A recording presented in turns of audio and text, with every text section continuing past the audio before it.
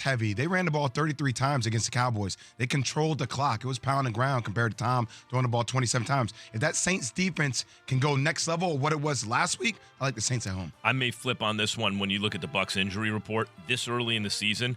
It's like one of the greatest injury reports ever. Like if you could make a team out of the injury report and compare it to other injury reports in history by week 2, it's top 5, I'll bet. So I like the Saints too. Second down. Bengals at Cowboys. Bengals at Cowboys, guys. Cooper Rush, get ready. Cincinnati is favored by a touchdown in this one, Key. Damn. Yeah, I'm taking Cincinnati all day long in this game. Look, Joe Burrow, 2 pass TDs in last week's game, 4 interceptions. He's never thrown multiple INT consecutive games in his career. So when you look at this situation, Joe Burrow against the Cowboys, who offense is going to be, suspect with Cooper Rush. Cooper Rush did, however, win a football game last year in Week 8 when he took on the Minnesota Vikings, and they beat him 20-16. But that was a different Minnesota team than this year. I'm taking the Bengals. So 2 things I think the Bengals have to do, and I'm going to take the Bengals as well. Number 1, shore up that offensive line because in Week 1 it didn't look great. And number 2, get off to a fast start. You get off to a fast start, you put points on the board, all of a sudden you force the Cowboys to get away from their run game, which they're going to want to get to. Listen to Mike McCarthy on the press conference on Cooper Rush. As far as Cooper Rush, we don't feel like there's really any limitations on what we want to do. I mean, he's as rehearsed in this offense as anybody. Well, okay. I mean, Max, I feel like it's setting up Dan Quinn and his defense to be the star. Like, their defense needs to be next level. Cooper Rush isn't really going to – I don't see him making game-winning plays when it matters. That defense is going to need to be next level. Yeah, they're going to have to play D and run the football and keep the football out of Cooper Rush's hands, that's for sure. I mean, I just wouldn't want to play Joe Burrow after a game like the one he just had. Those guys are going to come out with a vengeance. All right. Third down. Cardinals at Raiders. So the Raiders are 5.5-point favorites at home against Arizona, who looked bad against the Rams, Key.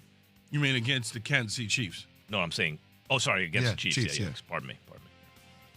Well, I think when you look at this situation, it's not a long travel. It's Arizona to Las Vegas. But the Cardinals last week against the Kansas City Chiefs, they didn't do anything in that football game. They didn't utilize Hollywood Brown the way that they envision utilizing him, something that Kyler Murray as well as Cliff Kingsbury have to start to do. For whatever reason in their mind, they think Hollywood Brown is a stretch vertical game guy, and that's it. When you look at the Raiders on the Raiders side of things, they've got to turn things around. They got Devontae Adams involved, 17 targets on 10 receptions, 177 yards, and obviously the lone touchdown. But they've got to figure out how to get everybody else involved.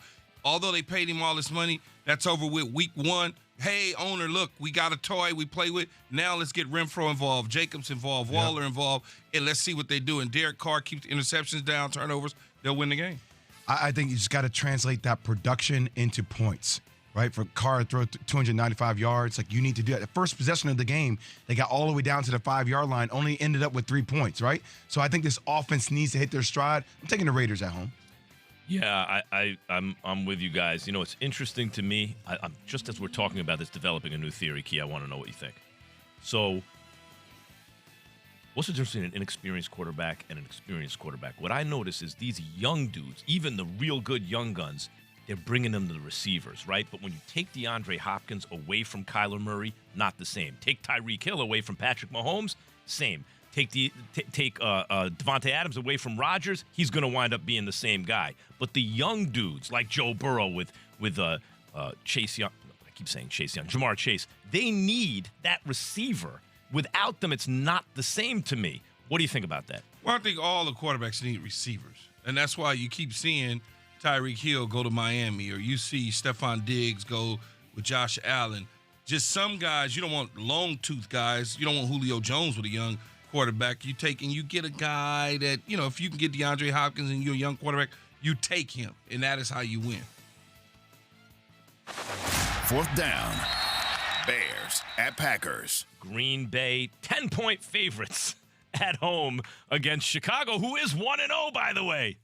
What do you like, Key? I'm taking Green Bay. I don't think Aaron Rodgers will repeat his performance last week. Aaron Rodgers in his career has 0 touchdowns recorded for the second straight season opener. That's not going to happen. Opener's over with now. They're on the game, too, so we know how he bounced back. Yes, this is a different Green Bay Packer team. They got run out of the building against the Saints last year. They lose to Minnesota opening day. Young receivers. Christian Watson is not going to drop another ball like that. Romeo Doubs is going to continue to develop. And now on the flip side of things, Jay, for the Chicago Bears, it was cute and all in the monsoon in Chicago. Justin Fields certainly has a lot to learn and continue to grow. He won his first game against the San Francisco 49ers in that slop. I don't know that he'll have a repeat performance in Green Bay when the weather is probably going to be really, really good. Nothing better as a former player than when you come off, a tough game. You can look at your schedule and say, okay, that's a team right there we can find our confidence against. We can get our footing up underneath us. I think this game for the defense of the Packers is going to be that type of game. No Justin Jefferson on the field right now to torch you for the yards he did. Packers heavy. I like the Packers too. I just want to say one thing. Here is an opportunity for the Bears and Justin Fields. Yes. If Justin Fields, by hook or by crook, can escape, I don't care what Key would say, like what the numbers are in the end. If they can somehow escape with a win at Green Bay, that's big time. Against that Green Bay defense to go 2-0, that's big time. That our whole perception of Justin Fields' trajectory and career is going to completely change. He has a chance here. With one special night to do it. I think if they go into Green Bay and they win the game, not just Justin Fields, it's going to change your perception of where the Chicago Bears are headed. You're going to say, oh, my God, the Rams. On top of that, something good always happens for the team. The Chargers, the opposite. The Chargers, the opposite. Plus, I just think that, I don't know, it's one of those deals there in a tougher division with Kansas City and Denver, obviously the Raiders. I just feel like it's going to be the Rams. I really do. It's almost like the Rams by default, but I think the Chargers are the better team. It's just going through that AFC gauntlet. It's the AFC West in general, then the top teams in the AFC. It just feels like the path is somewhat easier for the Rams in the NFC. You know what else, guys? I totally agree. If you swap conferences, now I might like the Chargers better. Yeah. But because the whole AFC is going to play traffic cop with itself, and then you only have to face the one team if anything goes wrong for them, an injury or anything.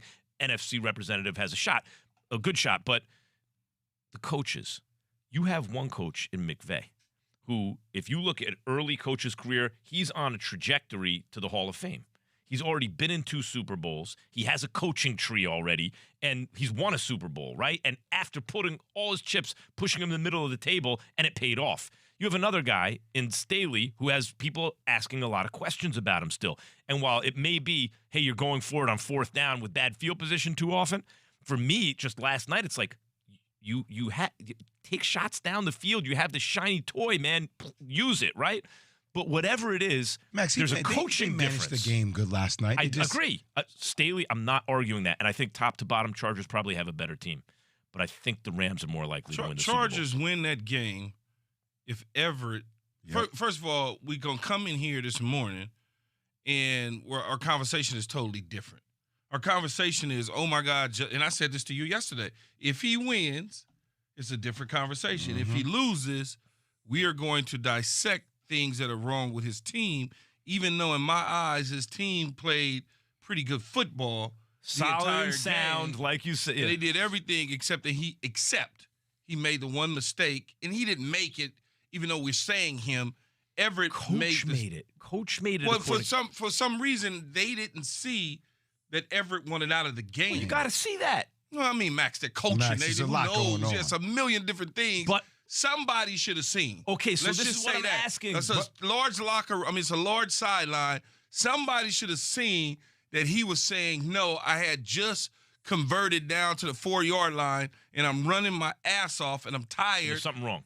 And he should have put his hand up, and somebody on the sideline should have saw Everett's tired. This is what we were talking about last night. No, Jay and I were talking about it last night. Key, what we're saying is, when you say something good or something bad always happens for that guy, isn't that part of it? At a certain point, it's not luck for Tom Brady, right? At a certain point, it's not luck for Patrick Mahomes or just bad luck for Justin Herbert. There's got to be something going on when a certain franchise like the Chargers always comes up small in those situations. Again, I'm not the superstitious guy, so I don't know what that is. Because in all honesty, Patrick Mahomes, Justin Herbert that interception is the real reason the Chiefs won that game. Yeah. They were getting ready to go in. Even if they would have got 3 out of that, Patrick Mahomes would have had to go down the field. Might have, though.